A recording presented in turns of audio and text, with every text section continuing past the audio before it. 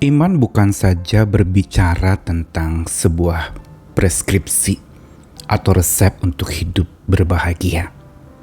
Tetapi iman lebih dari sebuah preskripsi, itu adalah sebuah persepsi yang mempengaruhi persepsi kita, cara pandang kita, yang membuat perspektif hidup kita pun terbentuk oleh iman yang kita miliki, keyakinan yang kita pegang.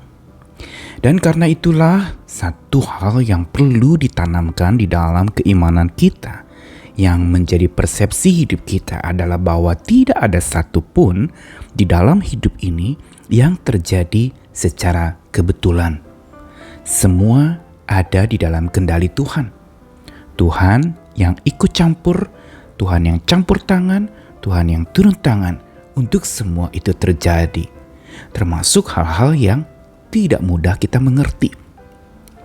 Mungkin untuk hal-hal yang kita bisa terima, kita bisa mengerti, hal-hal yang menyenangkan, membahagiakan, kita akan sanggup untuk melihat bahwa oh iya, ini berkat Tuhan, Tuhan yang campur tangan, karena itu saya bisa mengalami hal yang baik ini. Namun bagaimana dengan hal-hal buruk yang terjadi dalam hidup? Masih mampukah kita bisa melihat bahwa ini tidak terjadi kebetulan, tetapi Tuhan intervensi, Tuhan punya rencana di balik itu semua? Tentu saja ini tidak mudah untuk kita terima sebagai persepsi kita melihat sesuatu yang buruk yang sudah terjadi.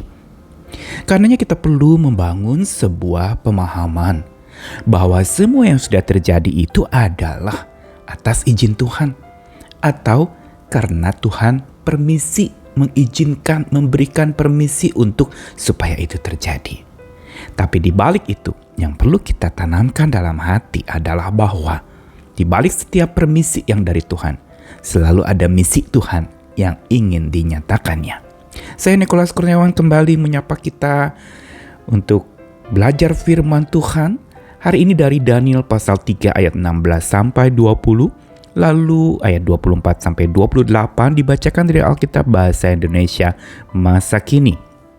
Sadrak, Mesak, dan Abednego menjawab, "Baginda yang mulia, kami tidak akan mencoba membela diri. Jika Allah yang kami sembah sanggup menyelamatkan kami dari perapian yang menyala-nyala itu dan dari kuasa Tuanku, pasti ia melakukannya. Tapi seandainya Tuhan tidak melakukannya juga, hendaknya Tuanku maklum bahwa kami tidak akan memuja dewa Tuanku dan tidak pula menyembah patung emas yang Tuanku dirikan itu." Maka meluaplah amarah Raja Nebukadnezar terhadap Sadrak, Mesak, dan Abednego sehingga wajahnya jadi merah padam. Ia perintahkan supaya perapian dibuat 7 kali lebih panas daripada biasanya. Lalu ia suruh beberapa orang yang sangat kuat dari tentaranya untuk mengikat Sadrak, Mesak, dan Abednego serta melemparkan mereka ke dalam perapian yang menyala itu. Tiba-tiba Raja Nebukadnezar sangat terkejut. Ia bangkit dengan cepat dan berseru kepada para pegawainya, "Bukankah kita tadi mengikat 3 orang dan melemparkan mereka ke dalam api itu?" Mereka menjawab, "Memang benar, Tuanku." Sahut raja, "Tapi mengapa kulihat 4 orang berjalan-jalan di tengah api itu? Mereka tidak terikat dan sama sekali tidak apa-apa. Dan yang keempat itu rupanya seperti dewa." Lalu Nebukadnezar mendekati pintu perapian itu dan berseru, "Sadrak, Mesak, dan Abednego, hamba-hamba Allah yang Maha Tinggi, keluarlah dari perapian itu." Maka keluarlah mereka, semua wakil raja, para gubernur, bupati, dan pegawai lainnya mengelilingi ketiga orang itu dan melihat bahwa mereka sama sekali tak tersentuh oleh api. Rambut mereka tidak hangus, pakaian mereka tidak gosong, bahkan bau asap pun tidak ada pada mereka. Lalu berkatalah raja, "Pujilah Allah yang disembah Sadrak, Mesak, dan Abednego. Dia telah mengutus malaikatnya untuk menyelamatkan ketiga hambanya yang percaya kepadanya. Mereka telah melanggar perintahku dan lebih suka mati daripada menyembah atau memuja dewa manapun kecuali Allah mereka sendiri." Kisah ini adalah kisah yang sudah sering kita dengar tentang 3 orang, Sadrak, Mesak, dan Abednego, yang ada di pembuangan. Mereka orang-orang Yahudi yang dibuang ke Babel, dan dalam masa itu mereka menghadapi berbagai macam tekanan. Namun satu hal yang luar biasa, mereka tidak pernah mengeluh.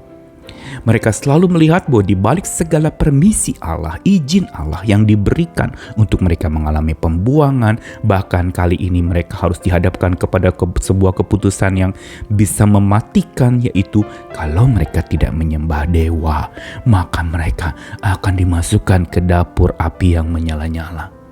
Namun kita tahu sendiri kisah ini, bagaimana justru endingnya tadi sudah dibacakan. Secara mengejutkan, mereka justru diizinkan oleh Tuhan masuk dapur api yang menyala-nyala itu. Yang jelas sebenarnya bisa mematikan dan mereka dalam keadaan terikat.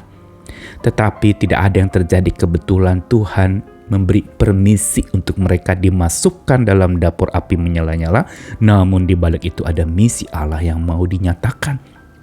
Apa misinya? Lewat peristiwa yang tidak enak, yang buruk, yang dialami ketiga hamba Tuhan itu.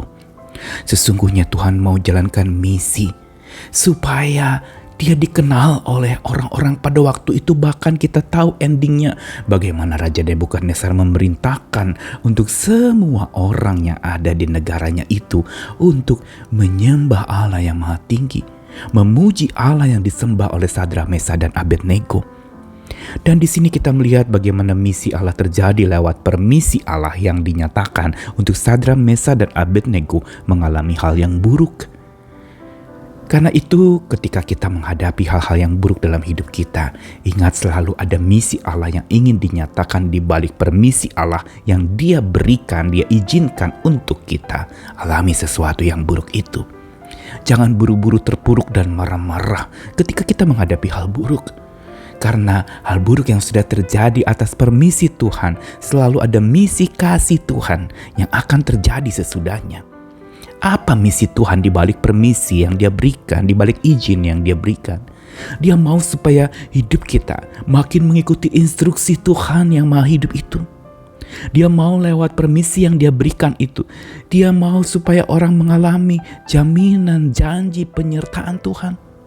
Dan lewat apa yang Tuhan izinkan terjadi walaupun itu buruk, Tuhan mau supaya setiap orang percaya membangun interaksi yang makin mendalam kepada Tuhan yang hidup itu. Dan juga lewat segala izin yang Tuhan berikan untuk hal buruk terjadi, Tuhan mau supaya namanya dinotifikasikan, diberitahukan, dikabarkan kepada banyak orang. Dan lewat kisah Sadrak, Mesak, dan Abednego, mereka sungguh mengalami hal itu. Misi Tuhan terjadi lewat permisi, izin yang Tuhan berikan untuk mereka mengalami hal buruk. Hari ini mari kita belajar lagi bangkit bersama dengan Tuhan. Jangan mau larut di dalam segala hal buruk yang terjadi. Jangan juga marah-marah dan kecewa terburu-buru. Tetapi datanglah kepada Tuhan yang selalu menyertai kita. Dia selalu mau kita berinteraksi dengan Dia. Walaupun hal buruk terjadi, tetap bangun hubungan yang makin dekat dengan Tuhan. Jaminan janji penyertaannya tidak pernah jauh dari kita. Dan beritakanlah Tuhan senantiasa walaupun hal buruk terjadi. Beritakan kabar baik kepada banyak orang. Tuhan mengasihi kita sekalian. Ayo bangkit, ayo berjalan bersama dengan Tuhan yang Maha Kasih. Jalankan misinya lewat segala permisi yang Tuhan berikan buat kita alami. Tuhan mengasihi kita sekalian. Amin.